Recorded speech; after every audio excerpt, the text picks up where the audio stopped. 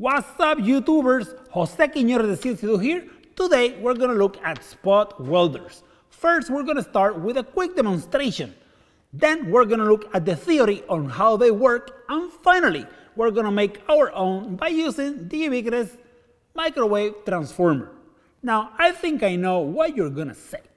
This has been done many times. You can find it on YouTube, Hackaday, Instructables. But has anybody used a PAC5556 with United Silicon Carbide MOSFETs to control the amount of energy being supplied as well as for how long is that amount of energy being supplied? Hold on, the PAC5556 was designed to drive three-phase BLDC and PMSM motors, was it not? Well, the PAC5556 is a microcontroller with gate drives and an analog front end, so you can use it for whatever you want. We're the Pac-Man, baby. Waka waka waka waka. Get it? The Pac-Man. You're getting sued for that. So we're here with the Harbor Freight spot welder. You can get these guys for like $170 or something like that. And what I have done is I have connected it to one of these meters because I want to see how much current is going into the system. So the way they work, you apply pressure and then you flick this switch in here, and ridiculous amount of energy go in.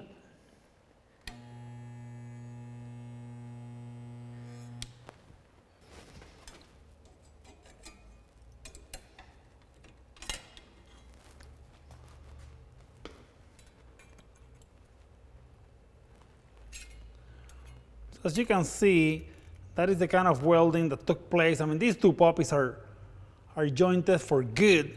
Metal basically became molten on that spot and it became welded. But how do spot welders work? It took power from the wall and somehow generated an insane current that allowed the metal to melt. In order to understand how that works, we need to look at what is a transformer. So how does a transformer work? A transformer is made of two inductors configured within an iron core to maximize magnetic permeability. We will call the inductor connected to the power source the primary winding and the inductor connected to our load the secondary winding. We will also define that each one of these windings will have a series of loops or turns, and their number of turns will be N1 for the primary and N2 for the secondary. In order to understand the transformer, we need to keep in mind two laws. One, that energy can be created or destroyed, and hence whatever power goes into the transformer must come out of the transformer. We will assume an ideal transformer, which means there are no losses. In real life, however, there will be some losses due to heating and magnetic imperfections within the iron core. Hence, in the ideal case, when all power is properly transferred, we can say the primary will have power 1 and the secondary will see power 2. However, let's remember that by Ohm's law, electrical power can be represented by voltage multiplied by current.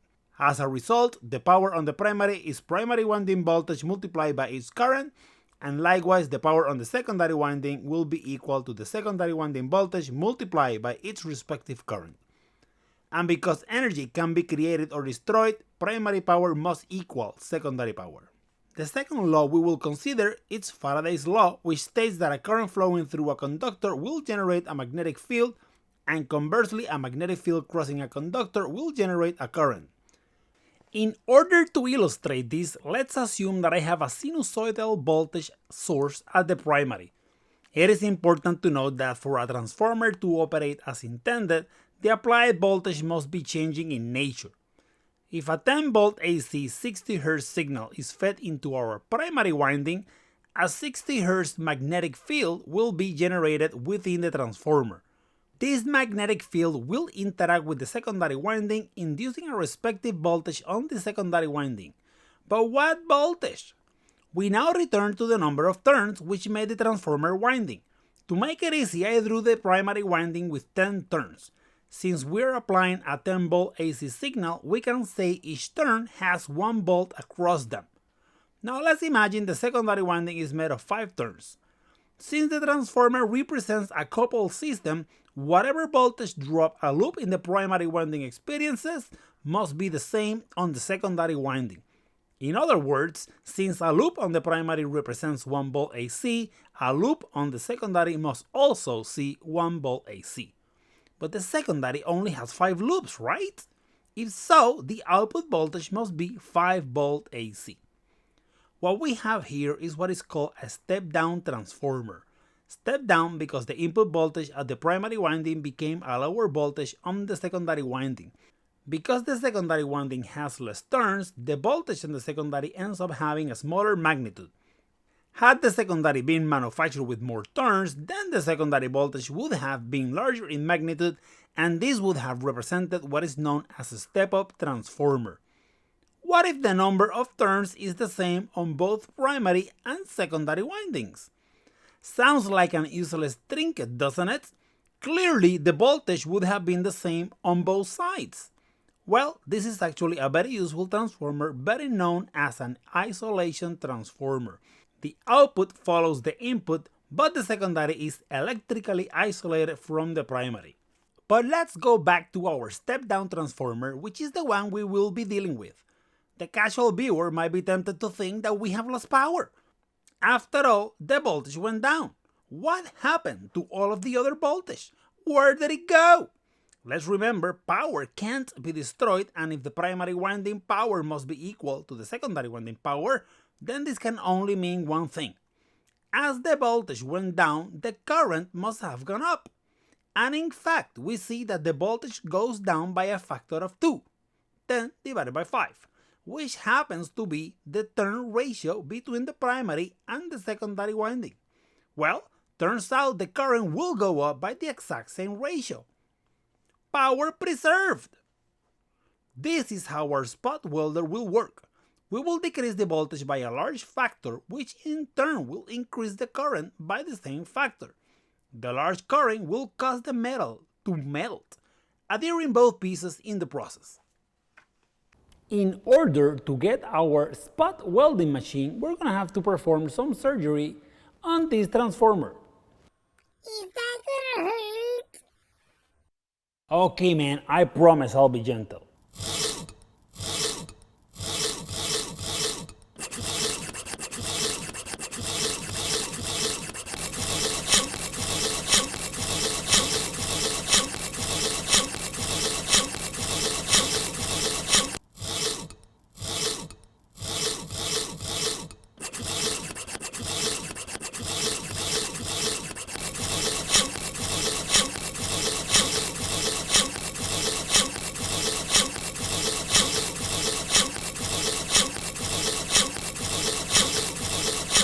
Well, YouTuber, let me show you the current setup. This is for experimentation purposes because I want to learn what the voltages and currents are doing. And I have to repeat, this is incredibly dangerous stuff, so please work with by observing all of the care required when dealing with high voltage. If you have not received training on high voltage, please look for somebody with high voltage training or learn it before you go into something like this. I started with a variac because this allows me to control the voltage so that I can take it one step at a time. Then I am taking the AC voltage, which in this case is going to be 140 volts AC because that is the output of the transformer, and that goes into my rectifier. The rectifier is going to take the AC and generate a DC voltage, what we call BVOS, the bus voltage. Now, I had started with this guy, but this is a 2 amp rectifier, so obviously this was not gonna cut it. So I redesigned the system, and now I have an 18 amp rectifier because I know this guy is gonna be dealing with some massive currents. Remember, we're melting metal, so this is not wimpy stuff. Then I go into the PAC5556 reference design with silicon carbide MOSFETs, and I am using an H bridge, so only 2 of the phase outputs to go into the transformer. So this guy is gonna see around 200 volts DC. I'm sorry, this guy is gonna see here 200 volts DC, And then with the PAC5556, we're going to generate a sine wave with a peak of around 200 volts, but it's going to be a 200 volt AC signal. That is going to go into the transformer's primary, and it's going to get stepped down to some voltage, which I don't know, it's like 2 or 3 volts or something like that. And that is what is going to weld the metal. Real quick, to generate the sine wave, I literally use a lookup table. I made it in Excel.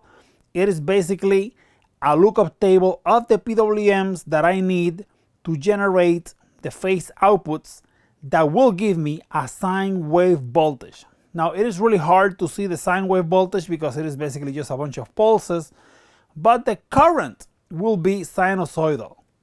And here is my uber cheesy implement, which I dare to call a spot welder.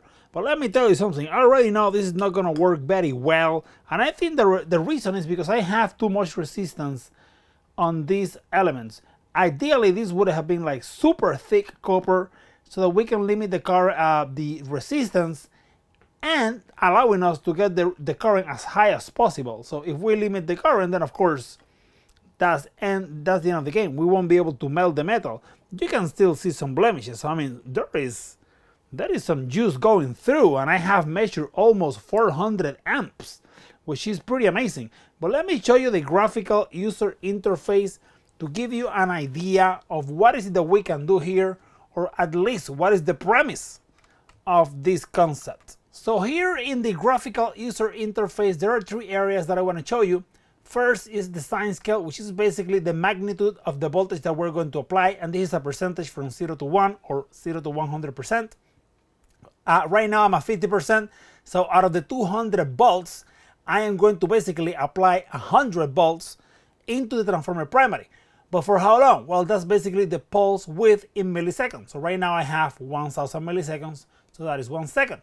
And then when I press pulse spot welder, energy is transferred in the means of a 100 volt sine wave for 1 millisecond. Let's take a look. You can see that the sine wave has a magnitude of, what is that, 5 amps or something. So let me show you, I can increase that magnitude by putting 3/4 of all of the energy, and now it is more energy. If I go to 0.95, now at this point in time I am putting some massive amount of current, and I know that I'm gonna have to redesign the board. So that's why I don't want to push this too much, because there are a few things that I want to improve on the design. According to the meter, 404 amps went through, which is a decent amount of current. However, we need more. I'm thinking we need probably twice as much. Well, YouTubers, I think this was a decent first attempt at trying to make a programmable spot welder by using the ubiquitous microwave transformer and a PAC5556 with United Silicon Carbide MOSFETs. I do realize the machine is not spot welding yet, as I would have hoped, but I have a few ideas on how to make it work better. That is going to have to be on a different video, so I apologize for the delay. But I do want to thank you for tuning into my YouTube channel, and I'm going to see you on the next one.